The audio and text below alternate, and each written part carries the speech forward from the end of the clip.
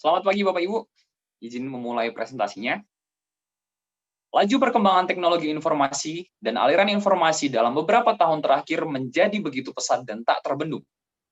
Sebagai akibatnya, ada begitu banyak informasi di sekeliling kita dengan kuantitas yang tinggi, sehingga kita memiliki kebutuhan baru untuk bisa menemukan mana informasi dengan kualitas yang memadai.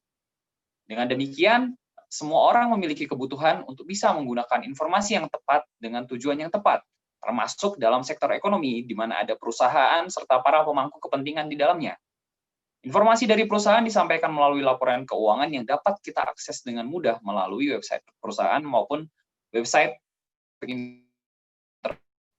Di dalamnya ada banyak informasi jika kita melihat ada beberapa ratus halaman untuk laporan keuangan dan laporan tahunan, sehingga para pengguna laporan keuangan harus bisa menentukan mana informasi yang perlu, yang penting untuk mereka gunakan, dan bisa menggunakannya secara tepat sasaran.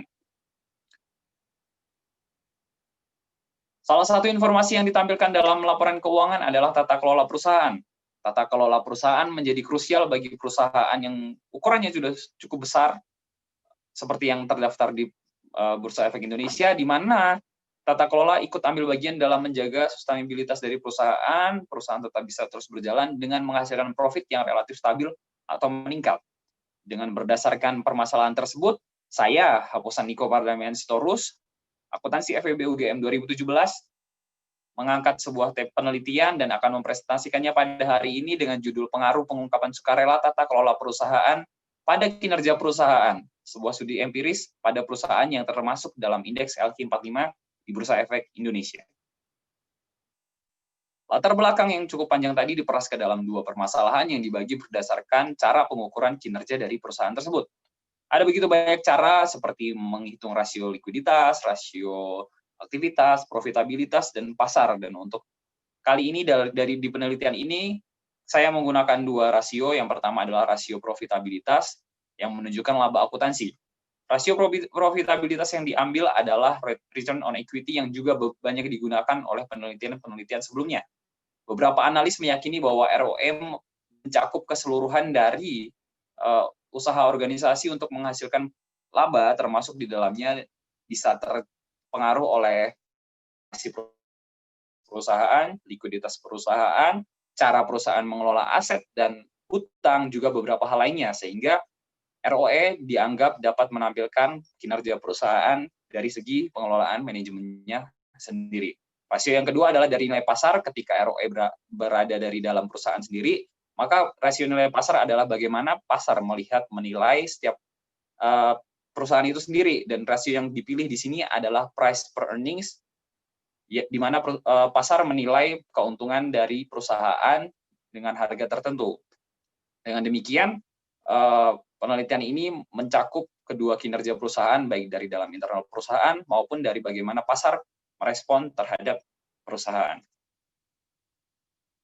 Penelitian ini membawa beberapa manfaat bagi pemerintah perusahaan, bagi investor, regulator, dan akademisi, yang dapat dijadikan dasar untuk pengambilan keputusan, juga untuk perbandingan. Ruang lingkup dan batasan dari penelitian ini adalah bahwa sifat penelitian ini bersifat kuantitatif, dengan periode penelitian menggunakan data yang diambil dari tahun 2017 sampai 2019 dari indeks LQ45 yang terdaftar 3 tahun berturut-turut dengan 3 variabel kontrol, yaitu ukuran perusahaan, debt to equity ratio, dan current ratio. Ada dua teori yang melandasi penelitian ini, yaitu teori keagenan dan persignalan. Teori keagenan timbul ketika perusahaan memiliki ukuran yang cukup besar sehingga pemilik harus mendelegasikan tugas kepada agen, yaitu manajer atau direksi, di mana direksi dan manajer membawa kepentingannya masing-masing, sehingga ada kemungkinan konflik di mana ada pengambilan keputusan yang lebih mengutamakan kepentingan agen dibanding kepentingan pemilik. Untuk teori persignalan, manajemen di perusahaan berusaha untuk menyampaikan informasi kepada para pengguna laporan keuangan, kepada para pemangku kepentingannya melalui laporan keuangan. Dan di dalamnya akan memberikan sinyal bagaimana kondisi perusahaan yang sesungguhnya. Penelitian ini juga didasari oleh dua peraturan yang dikeluarkan OJK nomor 21 tahun 2015 dan peraturan yang mengeluarkan surat edaran OJK nomor 30 tahun 2016. Yang pertama, mengatur perusahaan terbuka. Di sini perusahaan terbuka diatur untuk pengelolaan perusahaannya, hal-hal yang harus wajib dilakukan, serta bila tidak dilakukan wajib diungkapkan, sehingga hal ini pasti ada di dalam laporan tahunan dari perusahaan terbuka. Untuk peraturan yang kedua, mengatur secara khusus bentuk dan isi dari laporan tahunan emiten atau perusahaan terbuka itu. Sehingga dalam satu poin ada poin tata kelola perusahaan, ada beberapa subpoin yang mewajibkan informasi tata kelola untuk peraturan yang kedua, surat edaran OJK nomor 30 tahun 2016 tentang bentuk dan isi laporan tahunan. Di dalam laporan tahunan perusahaan terbuka diwajibkan ada beberapa poin, termasuk salah satunya adalah poin tata kelola perusahaan. Dalam poin ini terdapat sub-poin yang di dalamnya berisi tata kelola yang diwajibkan secara tidak langsung diwajibkan dilakukan atau diungkapkan di dalamnya, seperti sekretaris perusahaan, dewan komisaris, dewan direksi, dan beberapa hal lainnya. Penelitian sebelumnya yang pertama dari P. John B. Dia meneliti di Bursa Efeknya India dengan judul Corporate Governance Index and Firm Performance. Beliau menggunakan 13 indeks tata kelola perusahaan dan menemukan hasil yang signifikan untuk price to book ratio. Yang kedua adalah penelitian dari Amal Hamroni dan teman-temannya dengan judul Signaling Firm Performance through Corporate Voluntary Disclosure. Mereka melakukan penelitian dengan cakupan yang lebih luas, bukan hanya tata kelola, ada subpoin finansial, non-finansial, strategi, dan tata kelola. Dan untuk tata kelola signifikan negatif kepada kinerja perusahaan. Untuk di Indonesia ada beberapa penelitian. Yang pertama oleh Ratih Kusumawardani meneliti tata kelola perusahaan pengungkapan sukarela terhadap terhadap cost of capital. Dan di dalam penelitian Ratih ini dia menyebutkan bahwa sebelumnya ada Pinasti yang pernah meneliti tata kelola perusahaan terhadap kinerja perusahaan di Indonesia. Perbedaan penelitian yang saya lakukan dengan penelitian sebelumnya, yang pertama adalah lokasi dan tempat. Lokasi, tempat, dan waktu, di mana penelitian sebelumnya melakukan yang pertama di India, yang kedua di Prancis, dan dalam kurun waktu yang berbeda, bukan dalam 3 tahun terakhir. Untuk perbedaan dengan penelitian di Indonesia, dasar hukum yang kami gunakan berbeda. Saat beliau menggunakan peraturan Bapepam, saya menggunakan peraturan OJK yang baru efektif pada tahun 2017. Masuk ke bagian berikutnya, metodologi penelitian. Penelitian ini bersifat asosiatif kuantitatif dengan populasi terdiri dari perusahaan yang terdaftar di BEI dan termasuk dengan indeks LQ45. Untuk sampelnya dibatasi dari LQ45 yang masuk ke dalam indeks LQ45 secara berturut-turut dari tahun 2017 sampai 2019, dan datanya diambil dari idx.com atau website masing-masing perusahaan. Variabel pertama yang digunakan adalah variabel independen, variabel FCGDI, yang menunjukkan skor pengungkapan sukarela kinerja. Dan berikut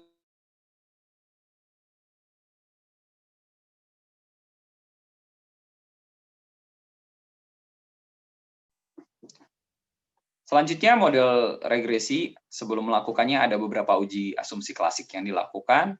Juga penentuan model regresi karena bersifat data panel sehingga harus menentukan jenis regresi yang akan dilakukan. Berikut model regresi untuk Roy dan Piper. Memasuki hasil penelitian dan pembahasan. Untuk statistik deskriptif bisa kita lihat rata-rata dari Voluntary Corporate Governance Disclosure Index ada di angka 0,57 dengan standar deviasi 26% dan nilai minimum 0,13 dan maksimum 0,86. Ada nilai ROE, nilai P per I, lalu kita bisa lihat juga di nilai size TR dan CR sebagai variabel kontrol memiliki standar deviasi yang rendah 1,7. Selanjutnya pemilihan model regresi dilakukan dengan uji Chow dan Hausman. Untuk model pertama menghasilkan bahwa model pertama ROE menggunakan random effect model, dan untuk yang kedua uji Chow dilakukan dan selanjutnya dilakukan dengan uji Bros and Pagan Langerian multiplier menghasilkan uji common effect model untuk model yang kedua. Uji asumsi juga klasik juga dilakukan, multikolinearitas lolos dengan VIF yang kurang dari 10 dengan probabilitas yang lebih dari 5%. Uji heteroskedastisitas tidak lolos dengan probabilitas ternyata kurang dari 5%. Masalah ini diselesaikan dengan menggunakan cara robust dengan menambahkan sebuah koefisien baru yang kebal terhadap masalah heteroskedastisitas. Hasil regresi menunjukkan bahwa secara serentak keduanya, baik ROE maupun P per I, tidak berpengaruh signifikan kepada ROE dan P per I.